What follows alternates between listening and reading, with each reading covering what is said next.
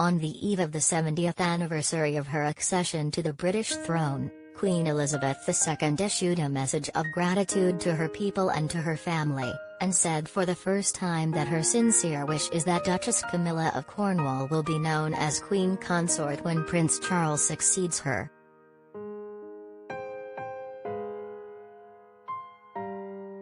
And when, in the fullness of time, my son Charles becomes king, I know you will give him and his wife Camilla the same support that you have given me, and it is my sincere wish that, when that time comes, Camilla will be known as Queen Consort as she continues her own loyal service, her message read, according to the statement issued by Buckingham Palace Saturday evening.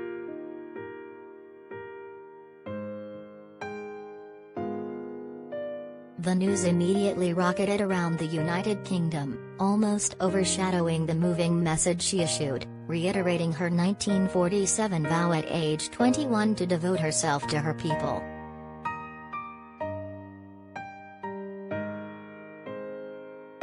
By backing Queen Camilla, the monarch ensured she had a significant role in shaping the future of the monarchy and a smooth transition once she's gone.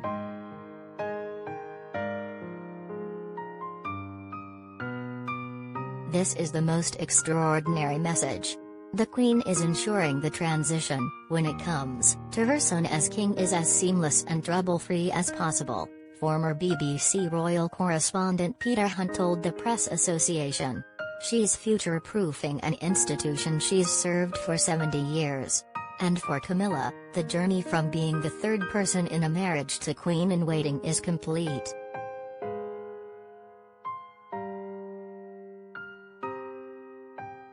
Her decision provided some finality to the long-outstanding question of what to call the former Camilla Parker Bowles, once so despised as the woman who allegedly broke up Charles' marriage to the late Princess Diana that she used the Duchess of Cornwall title instead of Princess of Wales.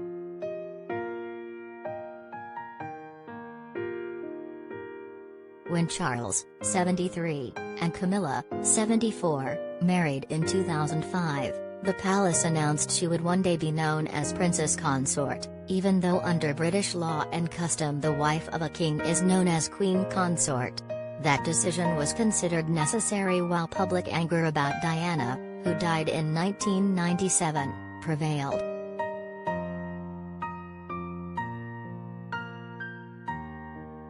But much of that antipathy to Camilla has waned as she carried out her duties as the wife of the Prince of Wales with grace, dignity and a lively sense of humor.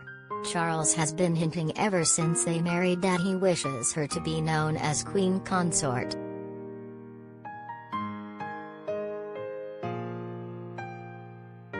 He had reason to be hopeful when on January 1, the Queen announced that she had appointed Camilla to the Order of the Garter, the oldest and most prestigious of the chivalric orders.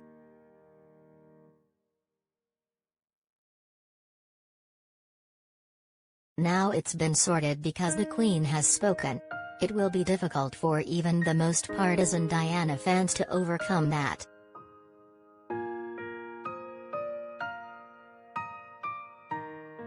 Clarence House, where Charles and Camilla are based, issued a statement later Saturday saying the Prince and the Duchess were touched and honored by Her Majesty's words.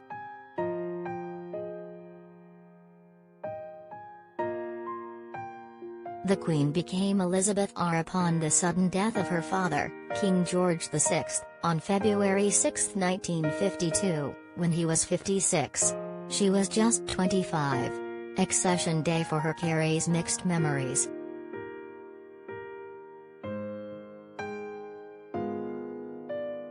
It is a day that, even after 70 years, I still remember as much for the death of my father, King George VI, as for the start of my reign, the message said.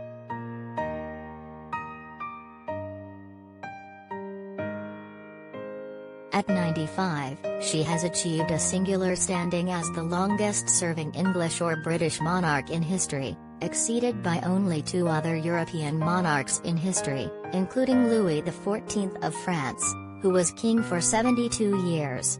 Now the UK and the Commonwealth are getting ready for a 4-day Platinum Jubilee to begin June 2, when the weather is, usually, better.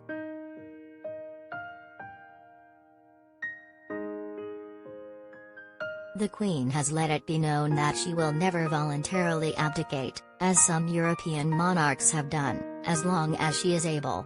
On Saturday she was photographed for the first time in months while hosting a reception at Sandringham to mark the start of the Platinum Jubilee.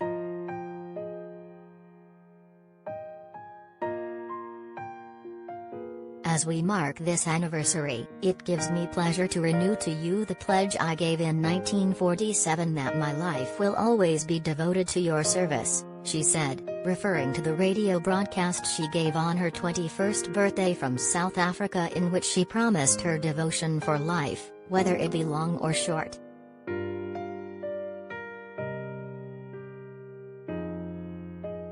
The Queen will turn 96 on April 21st.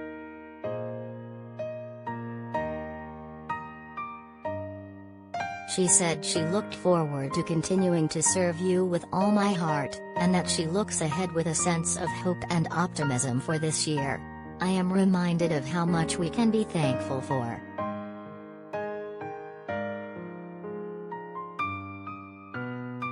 She said she was fortunate to have the steadfast and loving support of my family, and specifically called out her husband of 73 years, Prince Philip, who died in April 2021, at age 99.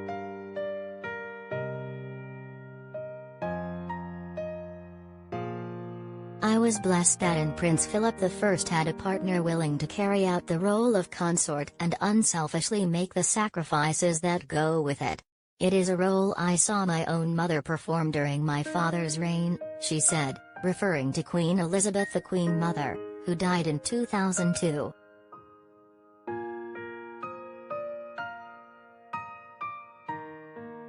This anniversary also affords me a time to reflect on the goodwill shown to me by people of all nationalities, faiths and ages in this country and around the world over these years. I would like to express my thanks to you all for your support.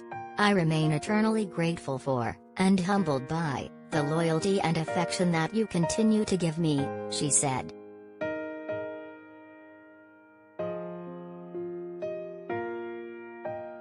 After the difficulties of the pandemic, she said she hoped the Jubilee celebrations would bring people together to reflect on the positive developments in our day-to-day lives that have so happily coincided with my reign.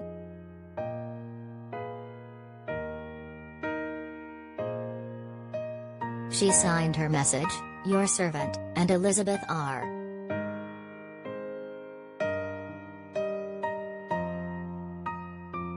Contributing, The Associated Press.